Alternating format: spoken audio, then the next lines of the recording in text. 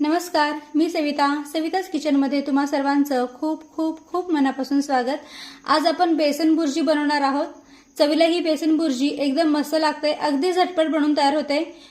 चला तर बेसन बुर्जी कशी बनवायची ते पाहूया। तर इथे मी 1 वाटी बेसन पीठ घेतलेलं आहे। आता हे बेसन पीठ आपण कढईमध्ये भाजून घेऊया। तर इकडे गॅसवर मी कढई गरम करायला ठेवलेली आहे। आता या कढईमध्ये हे 1 वाटी बेसन पीठ टाकूया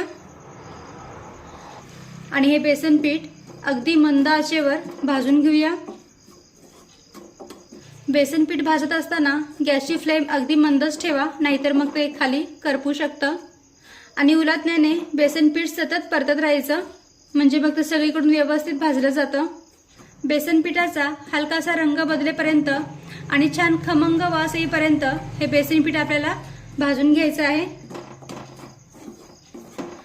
तर तुम्ही पाहू शकता बेसन पिठाचा हलकासा रंग बदललेला आहे आणि पीठ भाजलेल्याचा पण छान सुगंध येतोय। याचा अर्थ आपलं बेसन पीठ अगदी व्यवस्थित भाजलेलं आहे। तर आता गॅस बंद करूया आणि हे बेसन पीठ एका वाटीमध्ये काढून घेऊया। तर पहा, या वाटीमध्ये मी बेसन पीठ काढून घेतलेलं आहे। सुरुवातीला बेसन पीठ असं भाजून घेतलं ना तर बेसन बुर्जी 2 ते 3 दिवस अगदी आरामशीर टिकते। त्यामुळे प्रवासात सुद्धा तुम्ही ही बेसन बुर्जी घेऊन जाऊ शकता।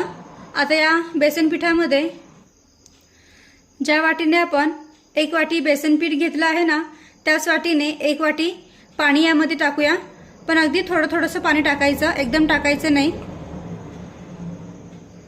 आता हे मिक्स करून घेऊया।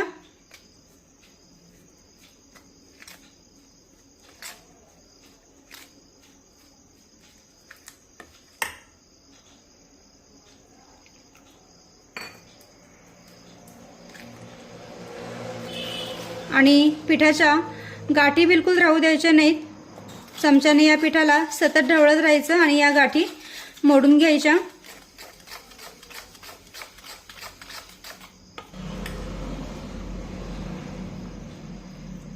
तर संपूर्ण 1 वाटी पाणी या बेसन पिठामध्ये टाकलेलं आहे।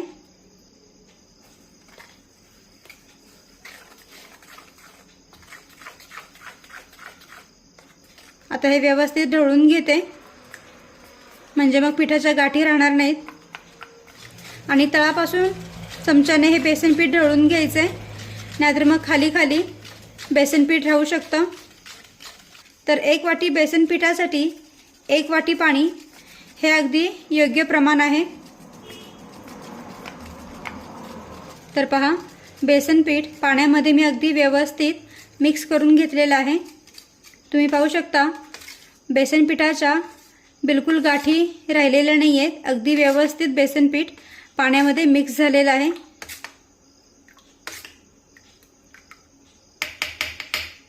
आणि आता लगेचच आपण बुर्जी बनवायला सुरुवात करूया। तर इकडे गॅसवर मी कढई गरम करायला ठेवलेली आहे। आता या कढईमध्ये 2 ते 3 चमचे तेल टाकूया।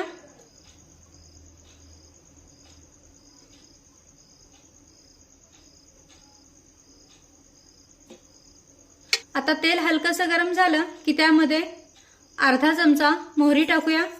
मोहरी छान तडतडली पाहिजे आणि मोहरी टाकल्यानंतर गॅसची फ्लेम अगदी मंद ठेवा, नाहीतर मग ती अंगावर उडू शकते।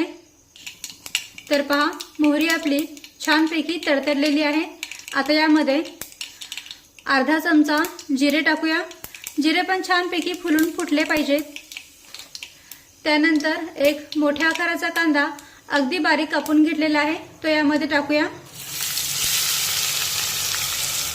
सोबतच कढीपत्ता टाकूया, मिक्स करून घेऊया। कांद्याला आपल्याला सतत परतत राहायचंय, म्हणजे मग तो सगळीकडून व्यवस्थित भाजला जातो। आणि हा कांदा हलकासा मऊ होईपर्यंत परतून घेऊया। कांदा परतत असताना गॅसची फ्लेम मध्यम ठेवली तरीही चालेल। तर पहा, इथे आपल्या कांद्याचा हलकासा रंग पण बदललेला आहे आणि कांदा मऊ झालेला आहे, तुम्ही पाहू शकता। आता यामध्ये अर्धा चमचा आलं लसूण पेस्ट टाकूया आणि आलं लसूण पेस्ट सुद्धा या कांद्यासोबत परतून घेऊया।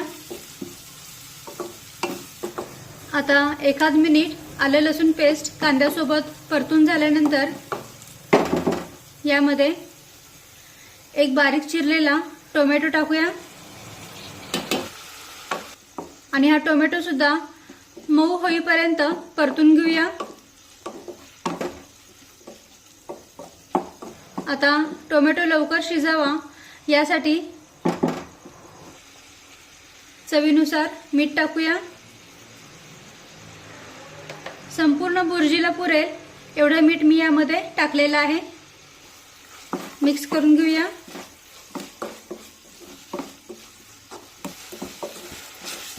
तर पहा, इथे आपला टोमॅटो सुद्धा छान मऊ शिजलेला आहे।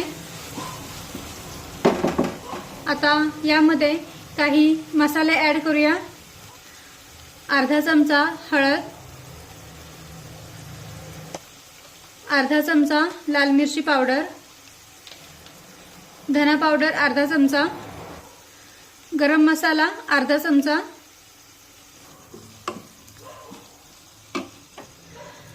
थोडीशी हिंग टाकूया आणि यासोबत परतून घेऊया। तर हे सर्व मसाले तुम्ही तुमच्या आवडीनुसार कमी जास्त करू शकता। तर पहा, सर्व मसाले अगदी व्यवस्थित मिक्स करून झाल्यानंतर यामध्ये साधारण 2 ते 3 चमचे पाणी यामध्ये टाकूया, म्हणजे मग मसाले करपणार नाहीत।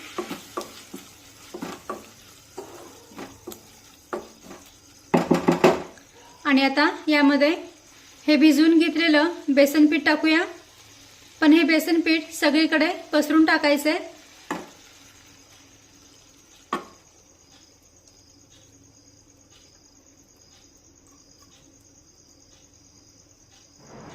लगेचच हे बेसन पीठ चमच्याने हलवून घ्यायचं नाही।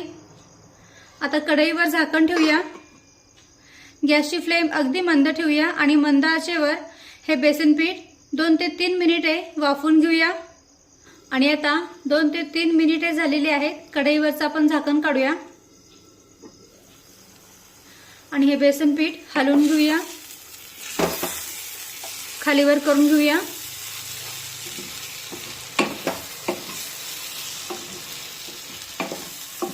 गॅसची फ्लेम अगदी मंदच ठेवा।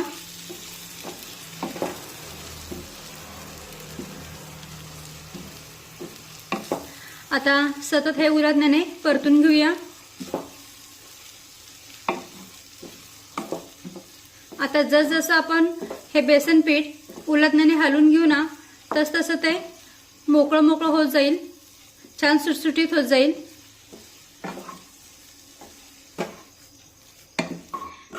तर पहा, 2 ते 3 मिनिटे हे बेसन पीठ मी उलटण्याने हलवून घेतलेलं आहे आणि तुम्ही पाहू शकता बेसन बुर्जी छान सुटसुटीत बनून तयार झाली आहे। हे पहा, छान मोकळी मोकळी झाली आहे।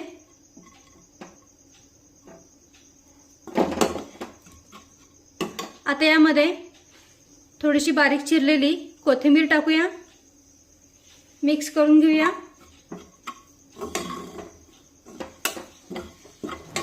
हे पहा, छान मोकळी आणि सुटसुटीत इथे आपली बेसन बुर्जी बनवून तयार झाली आहे।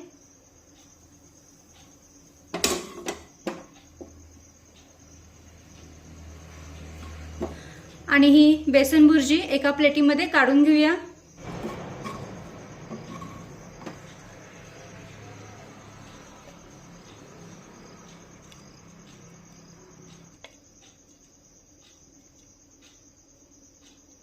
पहा, छान मोकळी मोकळी आणि सुटसुटीत ही बेसन बुर्जी बनवून तयार झाली आहे। मस्त। तर इथे आपली बेसन बुर्जी बनवून तयार आहे। तुम्ही पाहू शकता एकदम मस्तपैकी ही बेसन बुर्जी बनवून तयार झाली आहे, छान मोकळी झाली आहे, सुटसुटीत झाली आहे। हे पहा,